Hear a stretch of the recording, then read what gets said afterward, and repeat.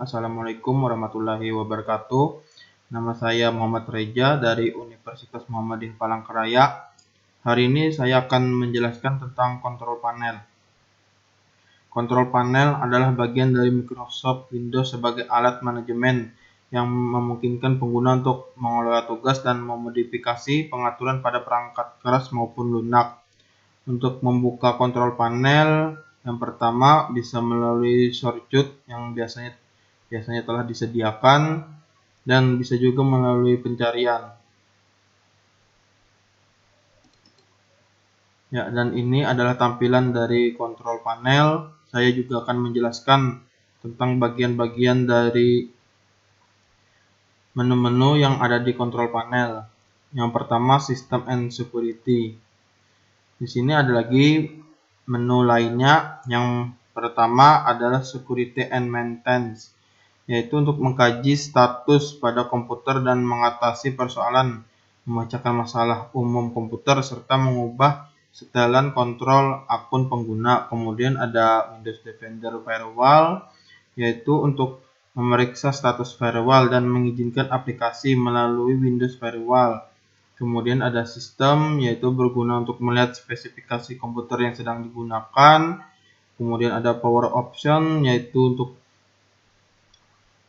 mengubah setelan baterai, fungsi tombol daya, dan waktu tidur komputer.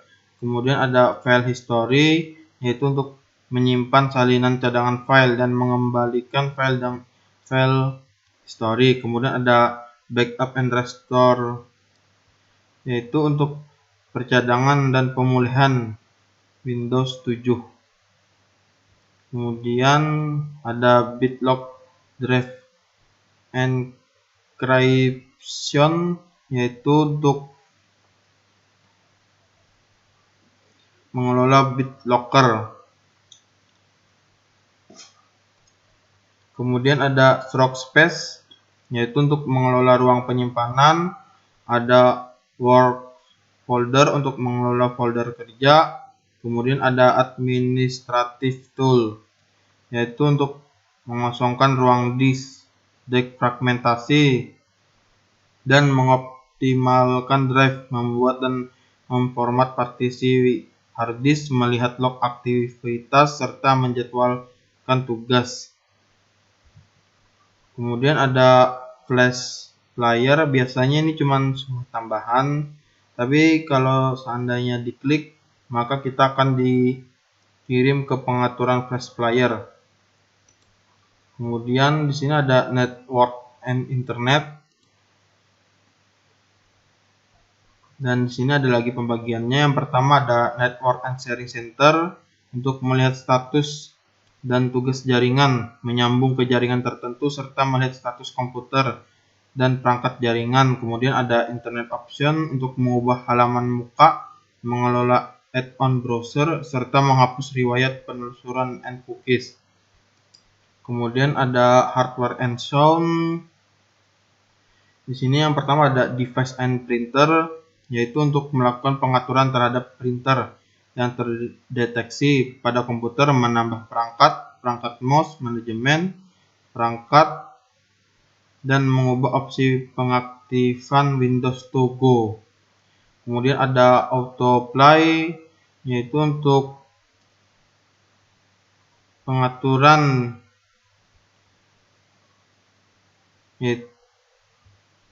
yaitu untuk memutar gambar video secara otomatis.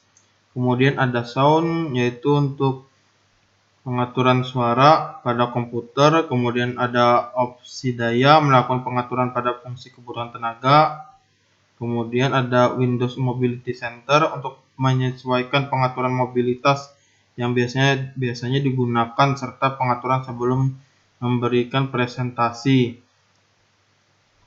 Kemudian ada NVIDIA Control Panel, ini kita akan dikirim ke kontrol panel NVIDIA.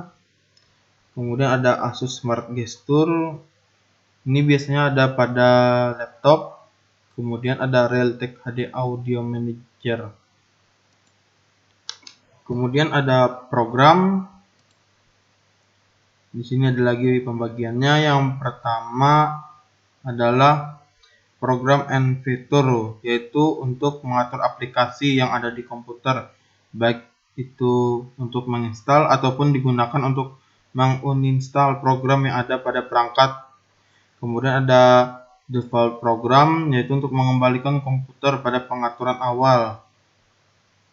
Dan di sini ada tambahan lagi Java.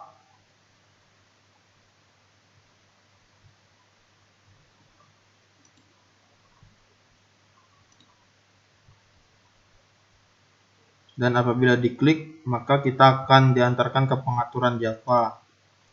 Kemudian ada user account. Di sini ada lagi menu lainnya. Yang pertama untuk menambah, user account, yaitu untuk menambah, menghapus ataupun melakukan pengaturan ulang terhadap akun. Pengguna juga bisa mengganti gambar akun, juga melakukan pengaturan terhadap password dari akun yang ada pada perangkat tersebut. Kemudian ada Credential Manager, yaitu untuk mengelola kredensial web dan kredensial Windows. Kemudian ada Mail,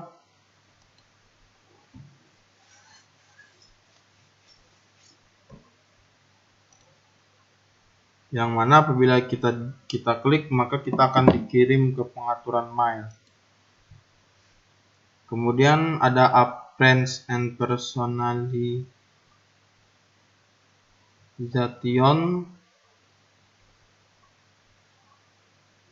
Yang pertama ini ada Taskbar and Navigation, yaitu untuk melihat properti navigasi. Yang terus ada pusat kemudahan akses atau Ease of Access Center, yaitu untuk akomodasi penglihatan lemah, penggunaan pembaca layar, mengaktifkan tombol akses mudah, serta mengaktifkan kontras tinggi. Kemudian ada File Explorer Option, yaitu untuk menentukan opsi membuat file serta menambahkan file dan folder tersembunyi. Kemudian ada Font, mengubah pengaturan huruf. Kemudian ada NVIDIA Control Panel, yang apabila kita klik, ini kita akan diantarkan ke pengaturan NVIDIA. Kemudian ada Clock and Region. Yang pertama ini ada Date and Time, yaitu untuk mengatur tanggal, waktu, zona waktu, dan lainnya. Kemudian ada Region untuk mengubah lokasi, format, tanggal, waktu, atau angka. Kemudian ada Ease of Access. Yang pertama ini ada Ease of Access Center, yaitu untuk menentukan saran setelan dari Windows, mengoptimalkan tampilan visual, mengganti suara dengan isyarat visual, serta mengubah cara kerja mouse dan keyboard. Kemudian ada Speech Recognition, yaitu untuk mengaktifkan pengenalan ucapan dan mengkonfigurasi mikrofon. Ya, itu dia tentang kontrol panel. Apabila ada kekurangan mohon dimaafkan. Assalamualaikum warahmatullahi wabarakatuh.